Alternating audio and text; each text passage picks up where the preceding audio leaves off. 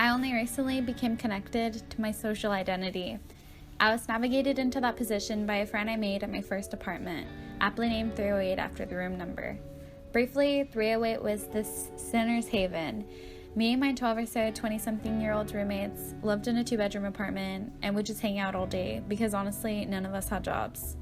It was the perfect incubator for college-age parties, and so that's what we did daily. People were always passing through the house, most of the time with beers and weed. She was one of my roommates and an artist. She was this radical DIY feminist who played guitar for a project, which at the time was named Swooned and now is named something else. She was an anarchist and a sweetheart, and we immediately clicked. She said when she met me that I walked into a room and I was like sunshine. We spent a lot of time talking and drinking and smoking weed in our living room couch with the strangers that came over. She was so smart. Even when she was drunk, she talked about politics.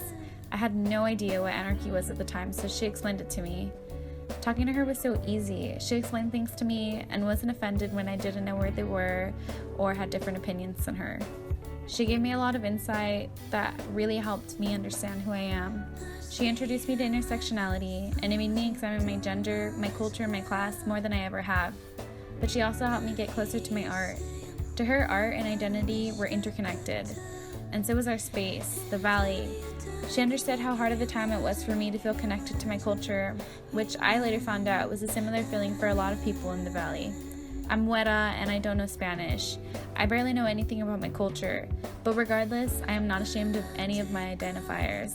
I'm poor, I'm femme, and I'm a Chicana. This is something I say in earnest. I know there are so many more people more connected to their culture than I am, but we are all valley folks. The border is such a weird place to live in general, but it's an especially weird place to exist as someone that identifies as Mexican American. The border symbolically and physically separates us from Mexico. Although the valley's residents are primarily Mexican American or of Mexican descent, the river that separates us may as well be an ocean. In a lot of aspects, being an artist from the valley is a unique sentiment because I think regardless of your subject, your surroundings are highly reflected in your art. This is something I have found to be true while exploring the local art scene. Through all of this introspective searching, I actually had a partner to help me figure things out, and I'm so thankful for her to that. My roommate and I still spend every day together. A lot of the things have stayed the same, but I feel more free to be myself.